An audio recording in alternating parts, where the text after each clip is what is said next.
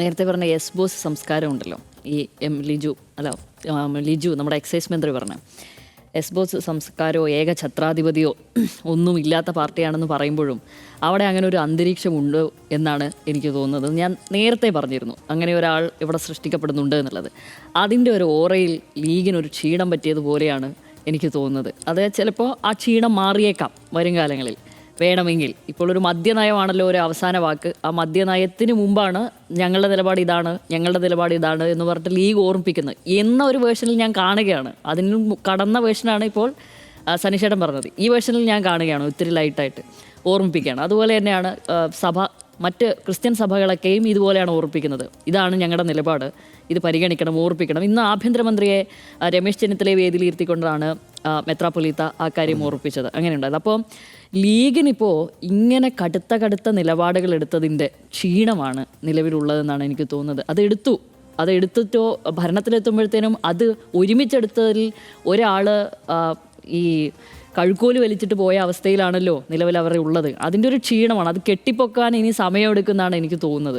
കഴുക്കോല് വലിച്ചതാരാണ്? V D സതീശനാണ് വലിച്ചിരിക്കുന്നത്. അദ്ദേഹം വന്നതുപോലെ എല്ലാം നടപ്പാക്കി പ്രത്യേകിച്ചൊന്നുമില്ല, വെട്ടൊന്ന് മുറി രണ്ടെന്ന് പറഞ്ഞതുപോലെ അദ്ദേഹം അങ്ങ് പോവുകയാണ്. അപ്പോൾ ഇവരെന്തെങ്കിലും ഒരു നിലപാടെടുത്തു കഴിഞ്ഞാലും അത് ആരെങ്കിലും ചെവിക്കൊള്ളാനുണ്ടോ എന്നുള്ളത് പോലെയാണ്. ഇത് കണ്ണാടി നോക്കി ചോദിക്കുന്നത് പോലെയോ അല്ലെങ്കിൽ ഏതോ മലനിരയിലേക്ക് ഓതി വിടുന്നത് പോലെയോ എന്നൊക്കെ ഉള്ളൂ. അതായത് ലീഗ് എന്ന പുരയ്ക്ക് മീതെ വി ഡി സതീശൻ എന്ന ഒരാൾ ഇങ്ങനെ വളർന്ന് പന്തലിച്ചു. ഞാൻ ദുർബലരാണെന്ന് പറഞ്ഞേ. ദുർബലരാണ്. നമ്മൾ രണ്ടും ഒരേ കാര്യം പറയുന്നത്. അതിന് മൃദുസ്വഭാവമൊന്നുമില്ല സ്വാമിന് പറയുമ്പോൾ. ഇല്ല അല്ലേ? അങ്ങനെയാണ് പിന്നെ കടുത്ത് തന്നെ. അതായത് ആ പുരയ്ക്ക് മീതെ പന്തലിച്ച് നിൽക്കുന്ന ഒരു മനുഷ്യനാണ്. പക്ഷെ ഒന്നും ചെയ്യാൻ കഴിയുന്നില്ല ഇവർക്ക്.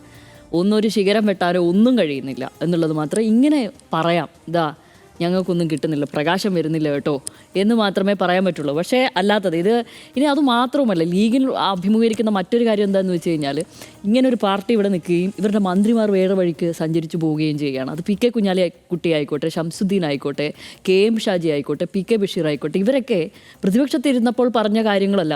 അവരവരുടെ വകുപ്പുകളുമായി ബന്ധപ്പെട്ടും മന്ത്രിസഭയുടെ ഭാഗമായിട്ടും പ്രത്യേകിച്ച് വി ഡി സതീശനുമായിട്ടും ചുറ്റും പറ്റി നിൽക്കുമ്പോൾ ഇവർക്കൊക്കെ ഈ പാർട്ടിയുടെ നിലപാടുകളല്ല, അതും ഈ പറയുന്ന കഷ്ടപ്പെട്ട് ഇഷ്ടപ്പെടുക എന്ന് പറയുന്നത് പോലെ വിയോജിച്ചുകൊണ്ട് യോജിച്ചു പോവുക എന്നൊക്കെ പറയേണ്ട ഒരവസ്ഥയിൽ ഇങ്ങനെ രണ്ട് വഴിക്കാണ് പോകുന്നത്. അത് എടുത്തെടുത്ത് പറയണം. ഇതിപ്പോൾ കുഞ്ഞാലിക്കുട്ടി അദ്ദേഹമാണ് ഇത്തവണത്തെ ഏറ്റവും വലിയ സുഹൃത്തിനുള്ള ഈ വർഷത്തെ അവാർഡ് അദ്ദേഹത്തിന് കൊടുക്കണം. കാരണം അദ്ദേഹം ഏത് തരം ന്യായീകരണം നമ്മൾ ആരെങ്കിലും പ്രതീക്ഷിക്കുമോ? സാധാരണഗതിയിൽ ഇതിപ്പോൾ പുറത്തു പോകുന്ന കൂട്ടുകാരനെ വീട്ടിൽ നിന്ന് വിളിക്കുമ്പോഴത്തേനും മറ്റൊരു കൂട്ടുകാരനെ വിളിച്ചു ചോദിക്കും അവനുണ്ടോന്ന്. ഉണ്ടാവില്ല കൂടെ.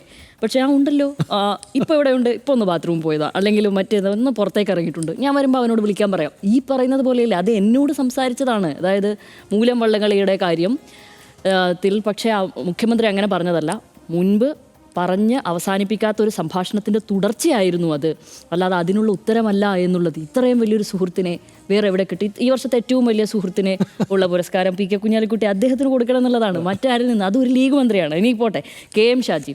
ഇപ്പോൾ ഏറ്റവും ഒടുവിൽ ശേഷാദ്രിനാഥൻ, അത് കോൺഗ്രസിൽ നിന്ന് തന്നെയാണ് പറയുന്നത്. അദ്ദേഹത്തിന് സംഘപരിവാർ ബന്ധമുണ്ട്. അത് കുഴപ്പമാണെന്ന് പറയുമ്പോൾ വിശ്വാസിയായതുകൊണ്ട് ആരെയും അങ്ങ് സംഖ്യയാക്കണ്ട, അങ്ങനെയില്ല, അങ്ങനെ പ്രത്യേകിച്ച് തെളിയിക്കാനൊന്നും പറ്റില്ല എന്നൊന്ന് അദ്ദേഹം പറയുന്നു. പിന്നെ ഒന്ന് മദ്യനികുതിയിൽ ശേഷാദ്രിനാഥന്റെ കാര്യത്തിൽ കെ.എം. ഷാജിക്ക് ഏറ്റവും മികച്ച രണ്ടാമത്തെ ഫ്രണ്ടിൽ കൊടുക്കണം. അതെ മദ്യനികുതി വിയോജിച്ചുകൊണ്ട് യോജിക്കുന്നു. PM ശ്രീ ആണെങ്കിൽ അതൊക്കെ പ്രസംഗത്തിലെ ടെക്നിക്കൽ വേർഡുകളാണ്, അതൊക്കെ തെരുവിൽ ഉയർത്തേണ്ട രാഷ്ട്രീയമല്ല, ഇവിടെയാണോ അത് പറയേണ്ടതെന്നല്ലേ അദ്ദേഹം ചോദിച്ചത്. അറബിക്കടൽ അങ്ങനെയൊന്നുമില്ല, അങ്ങനെയല്ലേ പറഞ്ഞത്, അറബിക്കടലൊന്നുമില്ല എന്നൊക്കെയാണ് അദ്ദേഹം എന്ന് പറഞ്ഞത്. പിന്നെ എൻ ഷംസുദ്ദീൻ PM ശ്രീയുമായി മുന്നോട്ട് പോകാതെ മറ്റൊരു തരമില്ല എന്നും പറഞ്ഞു. അതായത്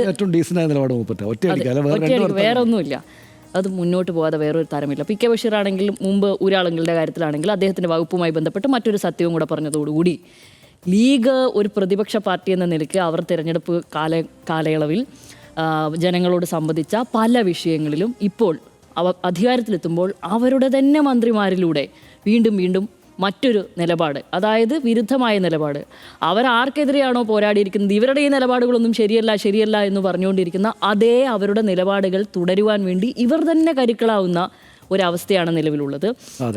അതിൻ്റെ ഏറ്റവും കേന്ദ്രബിന്ദുവാണ് വി ഡി സതീശൻ. അതുകൊണ്ട് അദ്ദേഹം ഇങ്ങനെ പന്തലിച്ച് നിൽക്കുമ്പോഴും ഒന്നും ചെയ്യാൻ പറ്റാത്തൊരവസ്ഥയിലാണ് നിലവിൽ ലീഗ് ഉള്ളത് എന്നാണ് എനിക്ക് തോന്നുന്നത്. ഞാൻ ആലോചിക്കാം, പി എം ശ്രീയിലൊക്കെ കാവ്യവൽക്കരണത്തിനുള്ള സാധ്യത സിലബസിൽ കൈകടത്താൻ അനുവദിക്കില്ല, അത് ചവറ്റുകൊട്ടയിലെറിയും എന്നൊക്കെയായിരുന്നു അന്ന് അദ്ദേഹം പറഞ്ഞിരുന്നത്. പിന്നെ എന്തുമാത്രം അധ്വാനമാണ് സത്യത്തിൽ ലീഗ് മൊത്തത്തിൽ കേരളം ഒട്ടാകെ അത്രയധികം പണിയെടുത്തിട്ടുണ്ട് അവർ ഈ UDF അധികാരത്തിൽ വരുവാനും.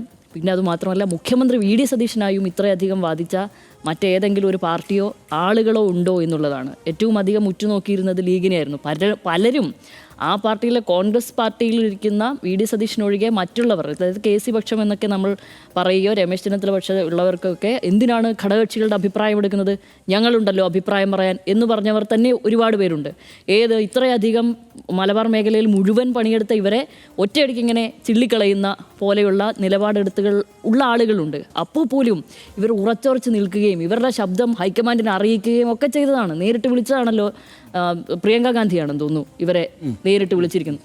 അപ്പോൾ അങ്ങോട്ട് ശബ്ദം അറിയിച്ച ആളുകളാണ്. ഈ മുഖ്യമന്ത്രി VD സതീശനാകുവാൻ വേണ്ടി അത്രയധികം നിലപാടെടുത്ത ഒരാളുകളാണ്. പക്ഷേ അങ്ങനെ എടുത്ത് കെട്ടിപ്പൊക്കിയ ഒരു തറയിലെ തന്നെ ഏറ്റവും പ്രധാനപ്പെട്ട മൂലക്കല്ല് ഊരിക്കൊണ്ടുപോയി കഴുക്കോൽ ഊരിക്കൊണ്ടുപോവുകയോ ചെയ്യുകയാണ് നിലവിൽ VD സതീശൻ. അതുകൊണ്ട് ലീഗ് ഭയങ്കര ക്ഷീണത്തിലാണ് നിലവിൽ അവർക്ക്. ഇനി അത് കെട്ടിപ്പൊക്കണമെങ്കിൽ അവർക്കൊരു വലിയ പാടുപെടേണ്ടി വരും. ഞാൻ ആലോചിക്കുകയാണ്, ലീഗിനൊരു പ്രതാപകാലമുണ്ട്. ലീഗിൻ്റെ 5 മന്ത്രിമാർ വേണമെന്ന് പറയുമ്പോൾ ഉമ്മൻചാണ്ടി സർക്കാർ അന്ന് കൊടുത്തിരുന്നു. അതൊരു പ്രതാപകാലമായിരുന്നു. അവർ ലീഗ് നോ എന്ന് പറയുമ്പോൾ നോ എന്ന് കേൾക്കുന്ന ഒരു കാലമുണ്ടായിരുന്നു.